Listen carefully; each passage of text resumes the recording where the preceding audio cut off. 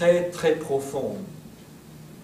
Elle n'est pas facile à être comprise.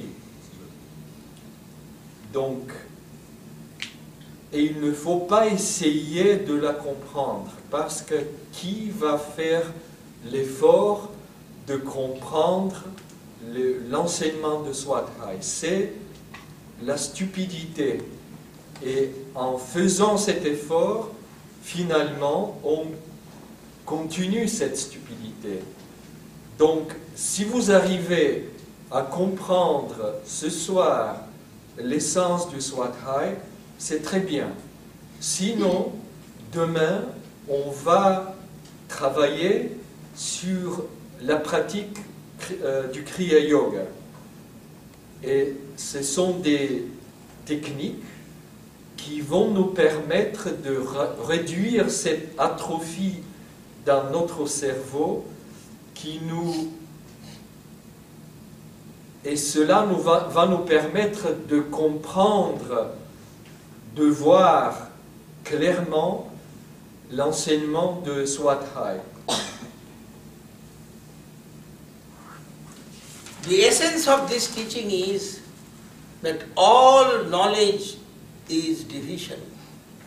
Moment a knowledge is stored up in the memory, in the brain, immediately, this is the way the brain functions, it splits into knowledge and it promotes an I and my knowledge. Immediately it splits. It is a fragmentation that happens, knowledge and I. Now, in the technical field, this split, this division, this fragmentation is useful, because then the I acts as a coordinator of the technical knowledge. It knows what knowledge has to be applied in a particular situation. Suppose you are an engineer or a doctor or a cook or a carpenter, whatever it is. So, when there is a particular situation, you know, now I have to use this knowledge to perform this task.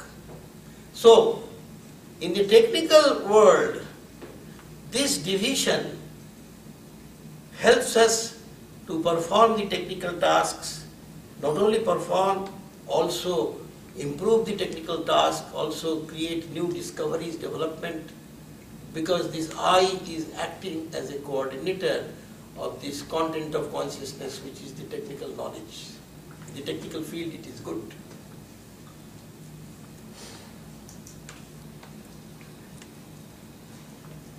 Donc l'essence de Swadhyay, toute connaissance, c'est une division.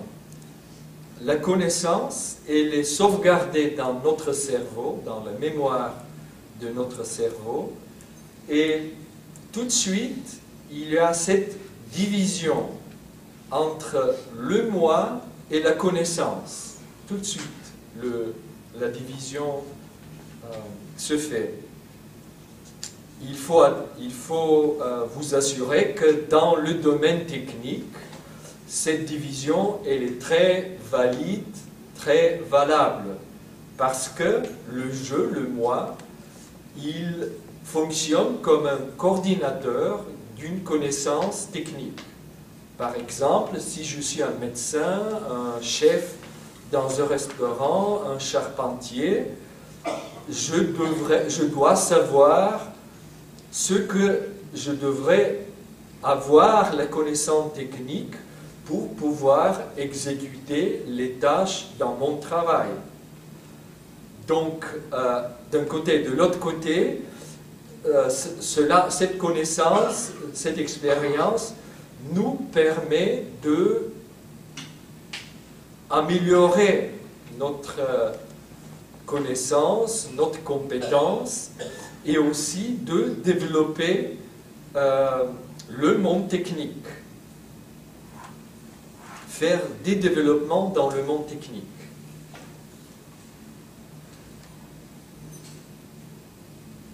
Now let us come to the inner world. The outer world, the content of consciousness was technical knowledge. In the inner world, what are the contents of our consciousness? Look at it. Let us look at ourselves. The greed. Of course, we don't say greed, we say ambition. Good name for the greed. And all kinds of pursuits and paradoxes, acquisitive, accumulative values. This is all greed. The next is fear. What I am trying to grab, I may not get. The fear of losing the fear, greed, fear. Then jealousy. Somebody has got it, oh my, how can I tolerate it? Then, from all this confusion, there is a tremendous demand for some solace, assurance, demand for belief systems. And when there is a demand, there is supply. The Hindu belief system, Buddhist belief system, Christian belief system, Jewish belief system, Muslims, all kinds of belief systems. These are our content of consciousness. Let us look at ourselves. Donc maintenant, on vient de voir que dans le monde technique, la connaissance, la séparation, la division entre ma connaissance et moi est valide, elle est utile, elle est valable. Mais essayons-nous d'entrer dans le monde intérieur.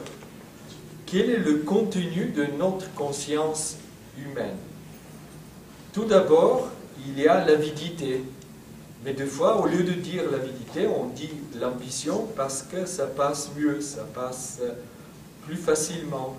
Il y a toutes les poursuites, tous les paradoxes, ce besoin d'accumuler, d'avoir encore plus. En deuxième lieu, c'est la peur. Par exemple, la peur de perdre, la peur de l'insécurité. Il y a aussi la jalousie. Et bien sûr, il y a toujours une demande d'être assuré, d'être apaisé. Et comme ça, quand il y a une demande, il y a l'offre de tous ces systèmes de croyances. Il y a le christianisme, il y a la religion musulmane, la religion juive, la religion hindoue. Il y en a beaucoup.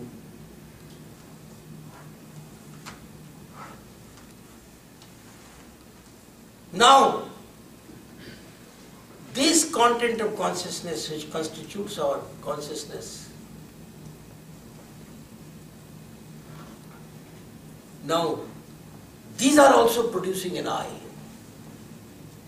Now, what is the function of this I? That I in the technical world was useful as a coordinator. What is the function of this I? It is used as, it's a disaster, it is used as a protective mechanism of all this mental pollution.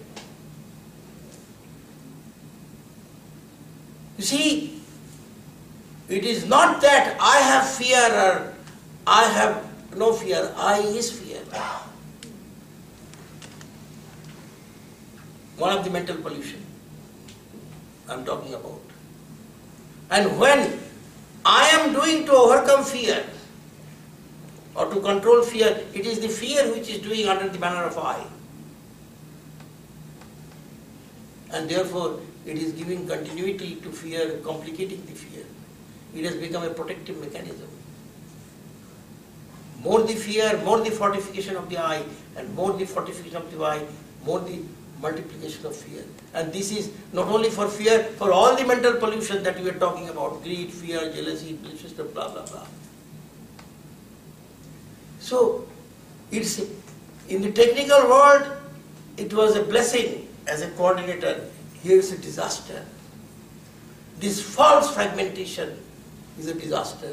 And all that this false fragmentation does, desperately trying to make itself feel real, actually doesn't exist. It's a false fragmentation. But it wants to make itself feel real. Not only real, it wants to give itself continuity. Not only continuity, it wants to give itself permanency. Therefore, it says, I am a soul. What do you think? This stinking shit I, the false fragmentation, that is calling itself a soul. There is no way this can know anything about soul. Soul is the collection of life in the body. It laughs when the I says I am a soul. There is no way I can know this. Is it possible to understand this? Life is not interested in any past life or any afterlife, because life is never born. Life never dies. Life is divinity, the connection of divinity in the body. And it's a whole divinity, whole connection. The whole can never be part. And that is what our ancient sages are shouting for 15,000 years. Purnamadam Purnamidam Purnat Purnamudachyate Purnasya Purnamadaya Purnameva Vashishyate. If you take whole from the whole, whole alone remains behind. Nothing is reduced. From the part, if you take part, part is reduced. But from the whole, if you take a whole alone, it is. The connection of life in all these bodies is the whole life, the whole divinity. Not a short little part to be called a soul and blah blah blah. And it is having past but beauty, but it's all stinking shits. Nobody knows anything, nobody can know anything. These are neither known nor unknown, unknowable. Is it possible to understand all this? Life is not interested. It is all the short little life which is interested in all this, such things. So, this is the whole tragedy. That in spite of this pressing of the whole connection, we cannot wake up to this. We remain in the belief system and all the cultural input. There is no such thing. According to Hindi belief system, you go on taking birth after birth. According to Christian belief system, you wait in the grave until the day of judgment. And in the Muslim belief system, Qiyamat ka din, it's all absolute, silly and shallow, infantile. All the desperate attempt of the short little life to give itself continuity and permanency. And we have no brain to understand this. We remain amused with all these things.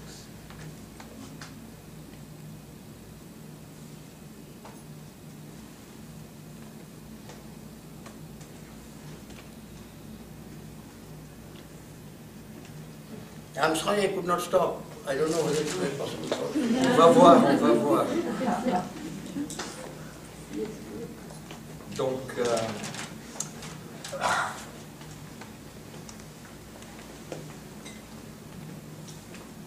le contenu de notre conscience, elle produit ce jeu, le moi. Donc on va essayer de comprendre comment ce moi il fonctionne. Parce que, par exemple, si on prend « j'ai peur », en réalité, ce jeu et la peur sont exactement la même chose. Donc, cette séparation dans notre monde intérieur, c'est un mécanisme d'autoprotection de notre mental. Et ce qu'on essaie est de contrôler la peur. Mais cet effort de contrôler la peur amplifie, fortifie le jeu, le moi. Et ce jeu qui a plus d'énergie, il ressent encore plus de peur. Donc, on est dans un cercle vicieux. Et la même chose est valable pour l'avidité. Donc il faut comprendre qu'il s'agit d'une division, d'une fragmentation qui n'est pas vraie, qui est imaginaire, qui est fausse. Elle n'existe pas. Elle veut être réelle, ce jeu. Ce jeu, il veut se donner continuité. Il veut devenir même permanent. Et c'est à cause de ça qu'il invente cette idée de mon âme, qui est encore une division encore plus supérieure.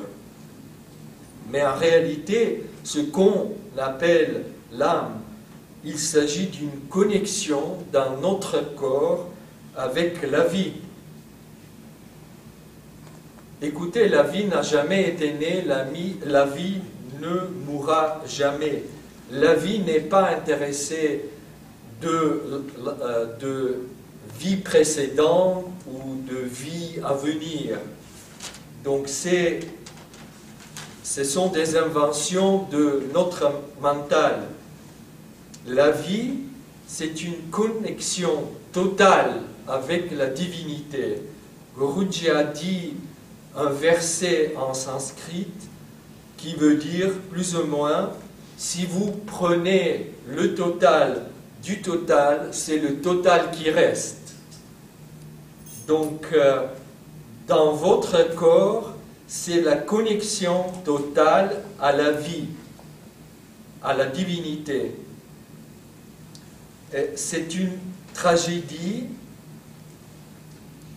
de voir que malgré cette connexion absolue, totale avec la vie, nous nous amusons de rester bien dans les concepts, dans les idées de la religion. Par exemple, les hindous, ils croient dans la renaissance. Nous, les chrétiens, on est attachés au concept de jugement, de dernier jugement. Et personne n'a pas le cerveau éveillé pour voir cette vérité. Que dans notre corps, il y a une connexion totale à la vie. Il n'y a rien qui nous manque.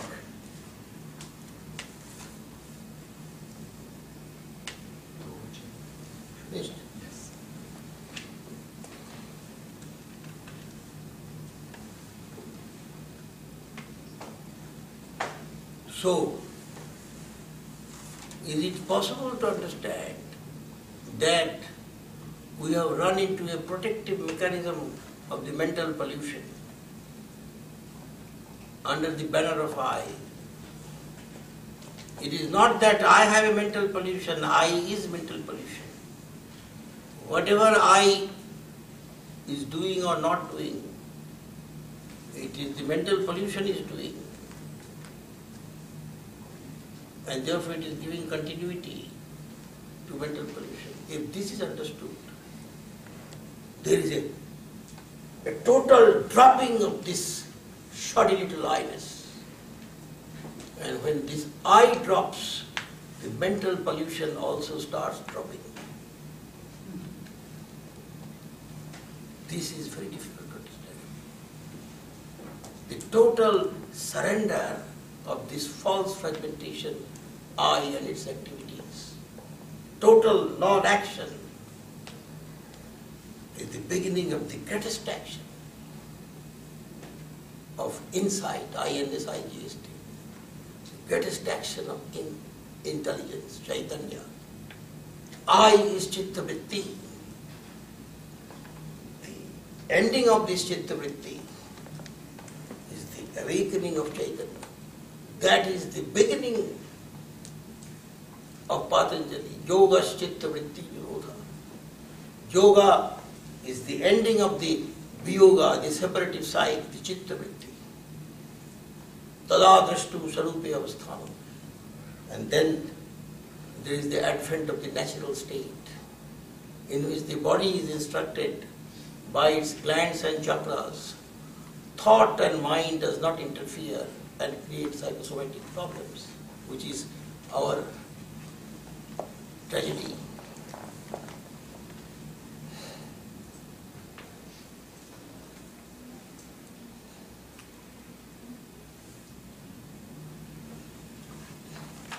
Est-ce qu'il est possible de comprendre que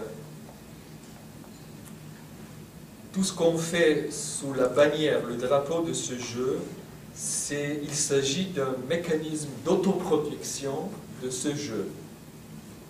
Donc nous, on fait un effort de nettoyer cette pollution mentale, mais en réalité, on la fortifie. Donc tout ce que vous faites, c'est contre ce que vous aimeriez obtenir. Est-ce que vous pourriez comprendre ça? Il faut que ce jeu s'adonne totalement à une non-action pour que l'intelligence opère dans vous. Donc, Guruji a dit un verset de Patanjali qui veut dire la fin de Chitta Vritti, qui est notre mental, notre pollution mentale, notre contenu de cette conscience séparatrice, c'est le début de l'intelligence Chaitanya, Chitta Vritti Nirodha. Donc, et après, c'est arrivé de notre état naturel, quand notre corps est géré, notre corps reçoit des instructions de nos glands et de nos chakras. C'est ça la définition de quel est l'état naturel de notre corps. Il faut que Chitta Vritti, que cette pollution mentale s'arrête, que l'intelligence Chaitanya s'établit, et après on est dans notre état naturel quand les chakras et les glandes de notre corps donnent les instructions. Oui, ça a l'air très très compliqué, mais je vous rappelle que Guruji a dit, ne faites pas l'effort de le comprendre. Laissez-vous aller dans un état de recevoir l'enseignement, et avec la pratique qu'il va vous enseigner demain, ça va vous aider un jour d'avoir cette vision intérieure et de comprendre. Je vous le garantis, ça vient. They said it's very difficult to understand. Yes, it's very difficult to understand. Because I am a soul, what do you think? Right? How can I be a false fragmentation? And the whole body is under this stranglehold of this false fragmentation. Donc c'est vrai que c'est très très difficile de comprendre, parce que si on part de la base, je suis une âme, comment est-ce que je peux être quelque chose qui est faux? Donc c'est difficile de pénétrer dans la profondeur